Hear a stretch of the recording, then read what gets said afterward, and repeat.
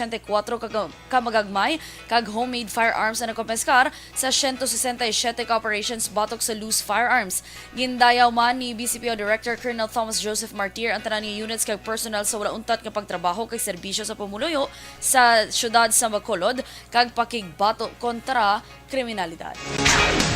Patay naman na isa ka senior citizen matapos ginatake sa korason bangod sa pagdaguob kapag pangilat sa Hacienda San Miguel, Barangay San Miguel sa siyudad Santa Carlota pasado alas 2 ang takna sang hapon Enero 17. Ang biktima ginkilala kay Elizabeth Arevalo, 65 anyos, kag residente sang Purok Santan, Barangay San Miguel sa siyudad man sa La Carlota. Suno kay Police Lieutenant Colonel Lowell Garinganao, ang hepe sa La Carlota City PNP, base sa medical legal report, wala sang pilas o kun sunog sa lawas ni Arevalo. Ini ang makapamatuod nga wala na igo sang kilat si Arevalo tuway sa unang aligasyon sa mga kaupdanan sini. Ginapatihan nga ginatake sa korason si Arevalo bangod sang kakulba kasunod sang asod-asod nga pagpangilat. Antes na tabo ang insidente, nagapananom sa kampo ang ining si Arevalo kag bangod sa pag-ulan, nagpasilong sa isa ka payag. Samtang nagapasilong, nagpangilat kapag katapos sini natumba si Arevalo, rason nga mahimo, nagsuspetso mga kapdanan niya nga siya ang naigo sang kilat. Wala man sir sing ang atong doktor, hindi makadeklaran igo sa sang kilat. Considering wala man sing sunog sa iya lawas, no? Posible ginatake ni sa korason. Si Police Lieutenant Colonel Lowell Garinganao, ang hepe sang La Carlota City PNP. Ginpasidungan sang medalya ng papuri sa Philippine National Police Headquarters ang commander sang 605th Company sang Regional Mobile Force Battalion 6 nga si Police Major Jerome Manahan. Si Manahan ginatagan sang pasidungog kadungan sang ika-29 nga PNP Ethics Day nga ginhiwat sa PNP National Headquarters sa Camp Brigadier General Rafael Crame sa siyudad sang Quezon. Ginhatagan sa award si Manahan bangod sa bulig sa mga nagakinahanglan nga estudyante sa Victorias Elementary School sa siyudad sa Victorias kag naglansar si Manahan sa programa nga Project Sibol ng pag-asa nga may tuyo nga buligan ng mas nagakinahanglan nga mga estudyante pagi sa pagtudlo sa husto nga pagtuon sang mga leksyon kag iban pa nga kinahanglanon. Samtang ginkilala naman sang Negros Occidental Police Provincial Office ang madinalag-on nga Police Community Relations Activity sang Toboso PNP nga pa-birthday ni Toboso sa pagpanguna ni Police Major Junray Batadlan. Sa regular flag raising ceremony sa Nokpo ginhatagan sang award si Batadlan kaupod si Police Staff Sergeant John Ford Damalerio.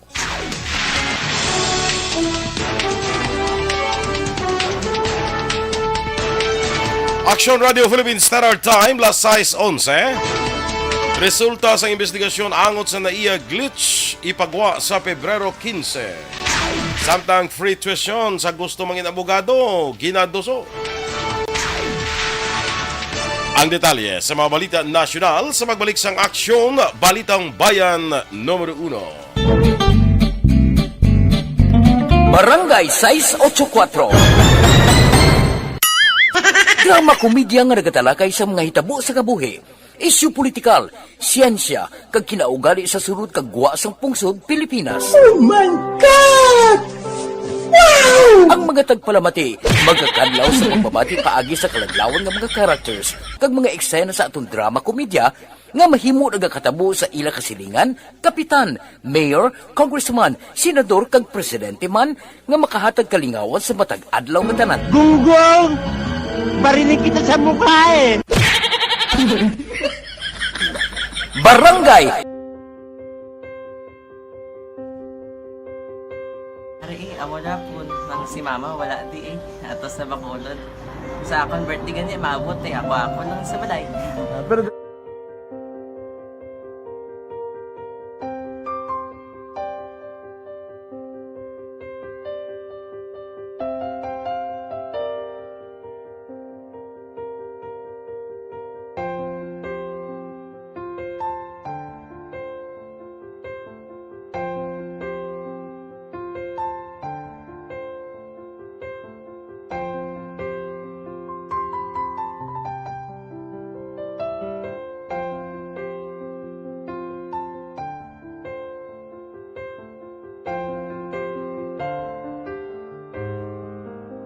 Kaya kamusta man?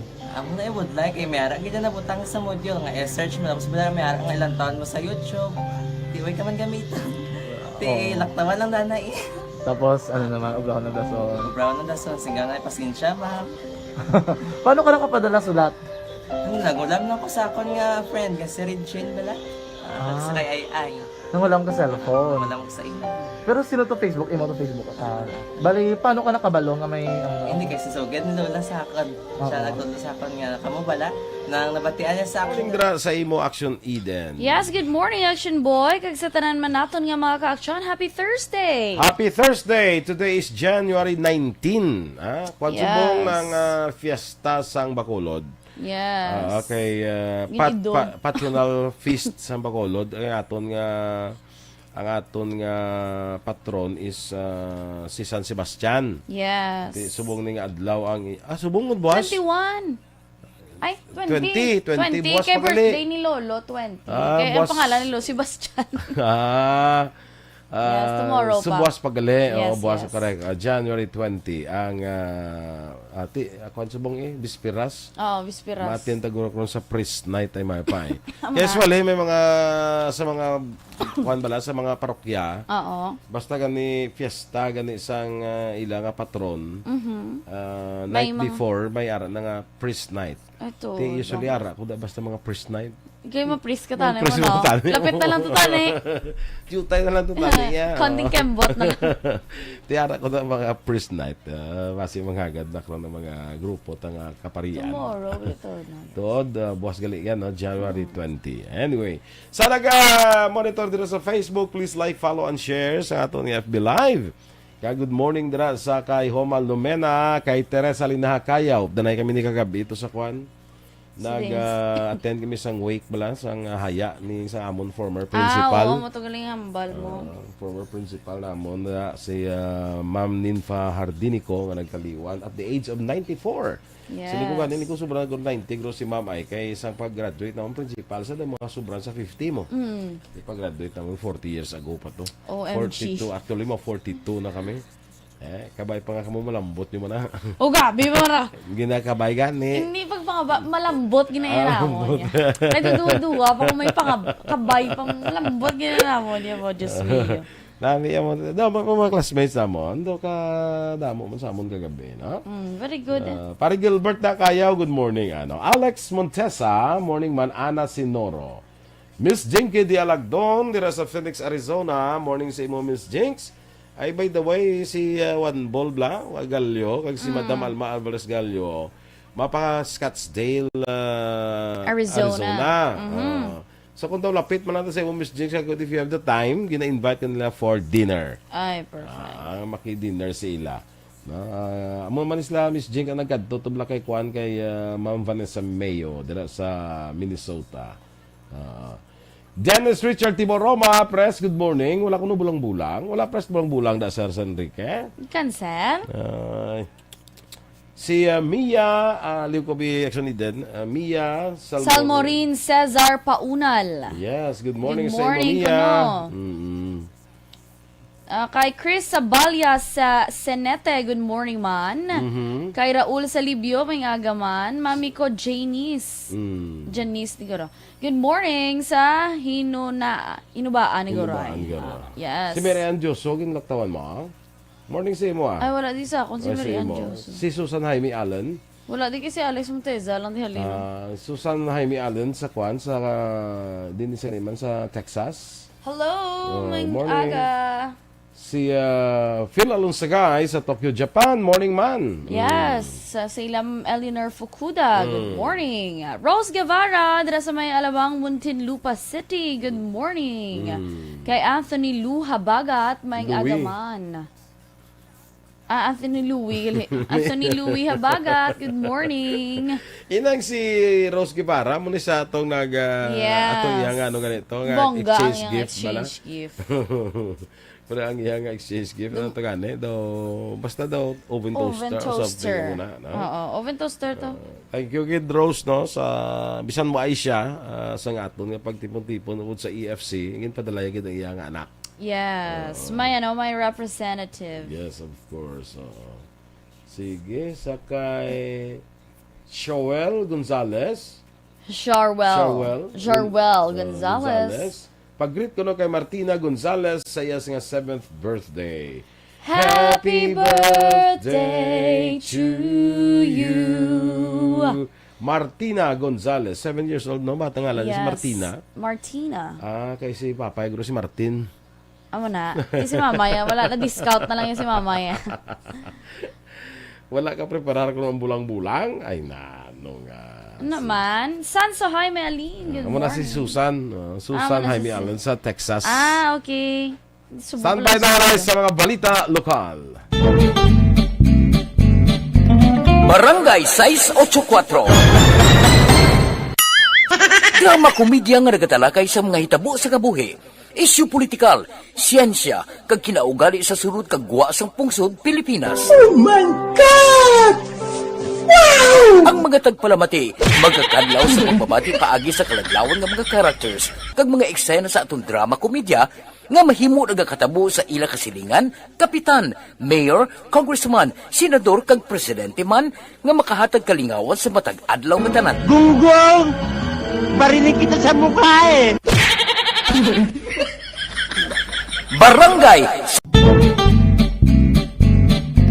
Barangay 684. Drama komedya nga nagatalakay sa mga hitabo sa kabuhi. Isyu politikal, siyensya, kag kinaugali sa surut kag guwa sang pungsod Pilipinas. Oh my God! Wow! Ang mga Balitang Bayan, numero 1.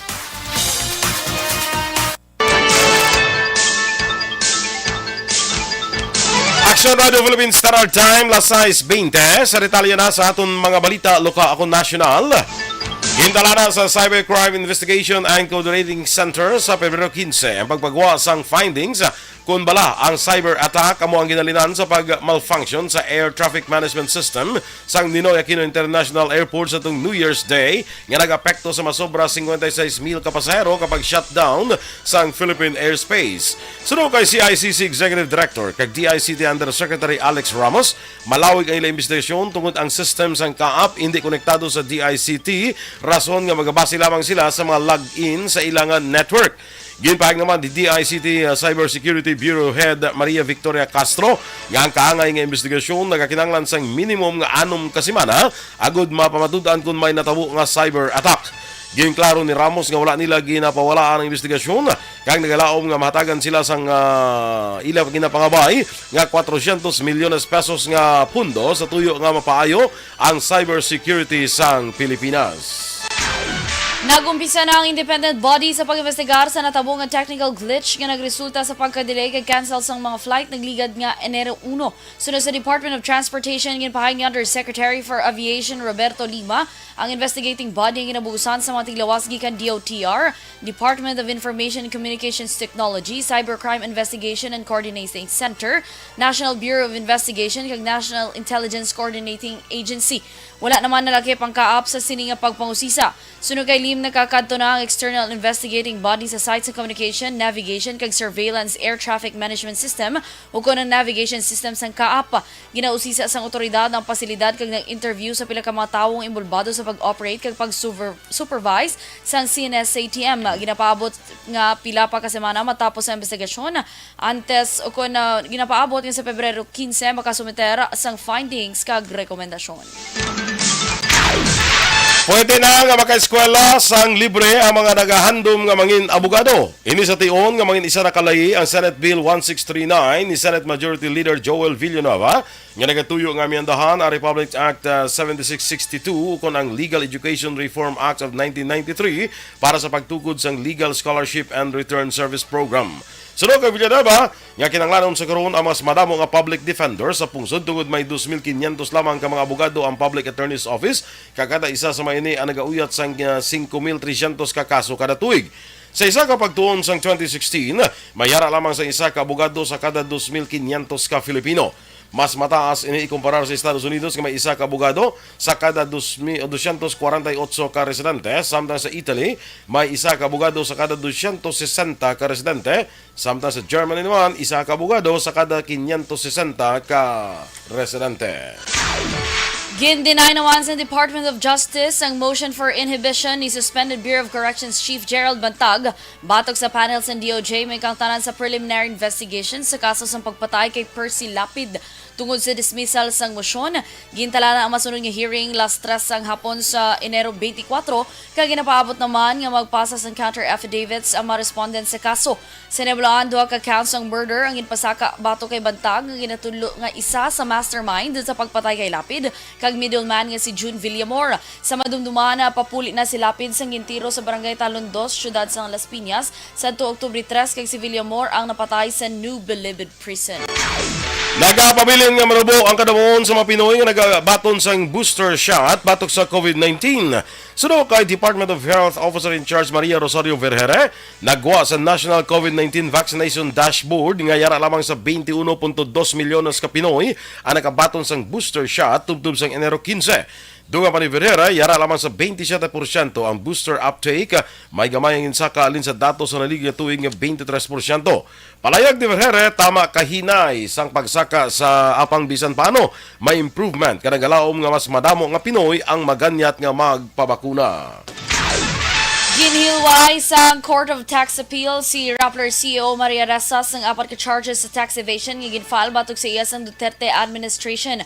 Ang CTA First Division ang nag-acquit kay Ressas sang Rappler Holdings Corporation kag si Ressa ang ginakusar sa 3 ka counts sa paglapas sa Section 255 sang National Internal Revenue Code para sa sala kag iniinsaktong impormasyon angod sa income tax return sa tuig 2015 kag value added tax return para sa 3rd kag 4th quarters ng tuig 2015. Siya man ang nangatubang sa isa ka counts sa Section 254 sang NIRC o kung tax evasion.